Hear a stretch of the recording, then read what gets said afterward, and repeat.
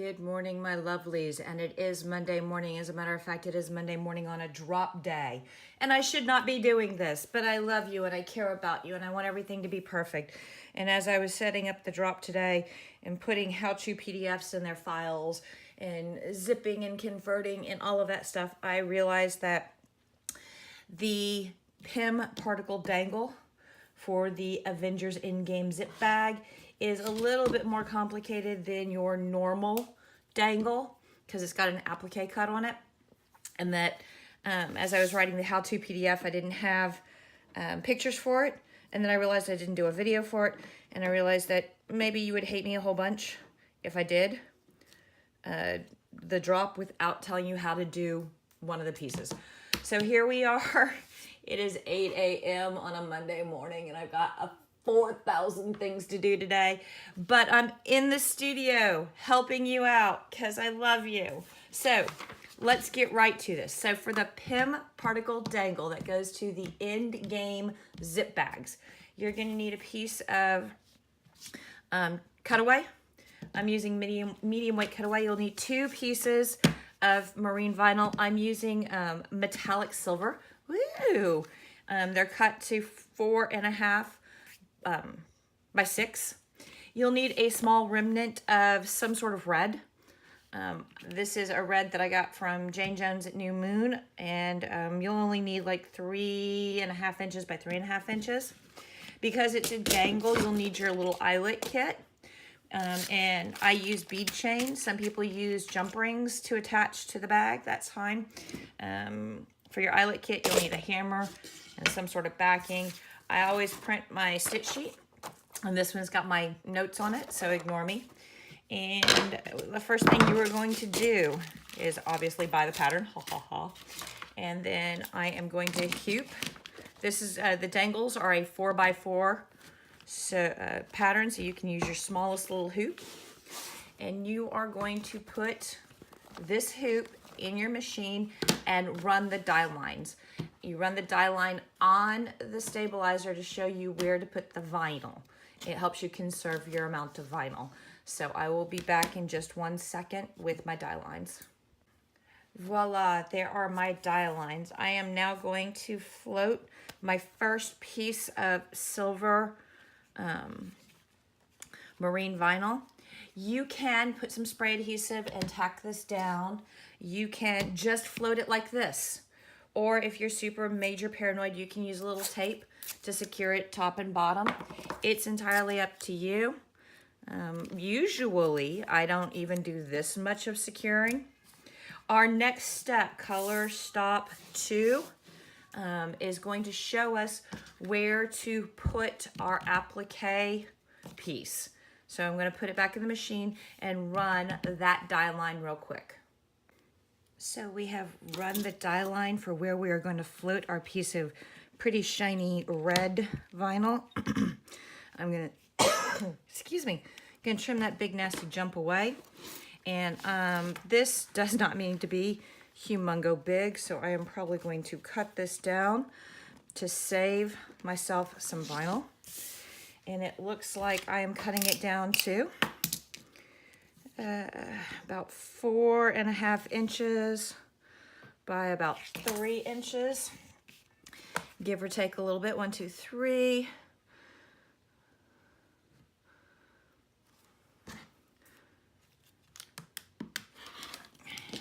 And this is just a little bit of an applique. So again, you don't have to super industrial tack it down. I'm just going to use a couple of little pieces of tape to hold it in place. There we go. And I'm going to put it back in the machine, and I am only going to run number 3. Number 3. Back in a second. Look how quick that was. Isn't it awesome? Okay, so before I go any further, I need to applique trim. That last step, Color Stop 3. And which in the pattern is white, but you can use any color you want. Did a bean stitch all the way around whatever is going to be my applique. So everybody does this different. Everybody has a preferred method. I love my duckbills for applique cut. And I'm gonna do it one at a time. Remember, the trick to this is you want to get as close as possible without going over. It's just like The Price is Right. So whatever scissors you find work best for you on an applique cut, and I prefer my duckbills. You're going to trim both, because this is a 2 in the hoop pattern. You're gonna trim both of these guys. Okay, you want to trim as absolutely close as possible without hitting the third rail. And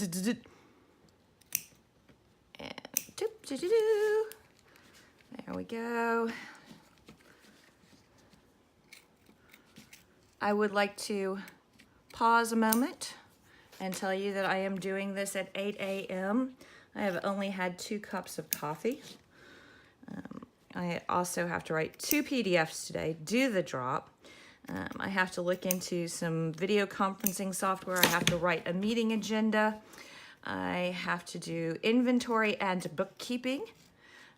Then I've got 4 loads of laundry and grocery shopping, then come home and cook dinner. So I have got a busy, busy day. What about you? What are you doing this morning besides, wasting time watching this video? Hey, and how about that Game of Thrones series finale last night? I have opinions. I have many, many strong opinions. But it's no spoiler May, so I'll keep them to myself. All right, we are all trimmed out. We did not do a super fantastico job, but it'll work. It'll work. We are now going to run color stop 4, which is going to do some detail lines on your metallic gray or metallic silver. We're going to do a dark whisper gray, which is going to do some detail work on your red. And then we're going to do a light red, which is going to do a satin stitch at the top and the bottom. And I will be back for color stop 7, which is the die line for eyelet placement. Actually, I will be back after color stop 6 to show you how to attach the back. Back in a minute. And here we are. We have run color stops number 4, 5, and 6. We are going to trim our jumps. And there shouldn't be a whole heck of a lot of them, but there's a couple. There always are. Then we are going to attach our back, and we are going to do color stop 7, which is the die line for our eyelet placing. And then we're going to do our color stop 8, which is the final outline. You want to attach your back vinyl between color stops 6 and color stop 6, which is this red satin, and color stop 7, which says it's orange, but I try to do all of the die lines for eyelets and cam snaps, etc. in orange to let you know, hey, this is just a die line, this isn't a design element, and hey, you might want to attach a back because this is where it goes. And somebody else pointed out, hey, I noticed that a lot of your die lines match the color of vinyl I'm supposed to use. Yes, I do that for you. Not all the time, but pretty much most of the time now. It used to be on the early patterns I didn't, but now I do. All right, so I've trimmed out all of my jump stitches. I'm going to take my back vinyl, and I am just going to use teeny little bits of tape, and we're going to do that last 2 color stops, the orange for the eyelet placement and the dark gray for the whole design outline. And I will show you how to trim out and attach eyelets in just a second. Voila, here we are. All that's left is to do the last couple of little jump stitches and then trim out and attach our eyelets. Yay! So, again, it's always easier, better, faster, funner. Funner, there's a word. To trim your jump stitches while your project is still in the hoop, because it gives you a little bit of positive tension to pull against, and when you pull, you're not lifting the whole project up off the table. Flip it over, do the same on the back. La-di-da-di-da. Yeah, look at all of these little hairs. Yuck. My project needs a shave. All right. So how are you guys this morning? Kind of riding the struggle bus myself, but it's okay. It'll be fine. We'll get it done. All right, there we go. We've got everything all trimmed off. We're gonna pop this out of the hoop. And I'm only going to do one of these. You don't get to watch me do all of them. So fussy cut to make it easier to handle the piece in my hand because I do not have oversized paws. Pick a place, any place. And then we are going to about 1/8 to 1/16 of an inch away from that final bean stitch. When you are trimming out, move your project, not your scissors. That gives you nice flowing cuts. Also, you want to avoid doing this. Yeah, don't close your scissors all the way or else you get this kind of chunky, scattered, inconsistent look on the vinyl. Yay. No one would think that I failed cutting and pasting in kindergarten, but I did. Probably because I kept eating the paste. All right, now, this is the fun part. Yay, I get to use blunt instruments. So in your little Eyelet kit, there are 2 tools. One of them goes with the anvil, and that causes the eyelet to roll around. The other one is the punch. And the punch is exactly what it sounds like. It punches a hole. So we are going to line the punch up.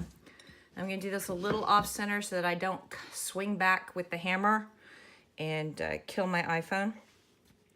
Going to line it up with that eyelet die line, and we're going to tap. And you should not have to tap a whole bunch. You should be able to tap once. And if you didn't put quite enough elbow into it, you can take your scissors and cut that little piece of vinyl and stabilizer off. And that's all that is. So we put that punch away and we grab our anvil. You will need these are 2-piece eyelets. So on this one, you put the cone through the top.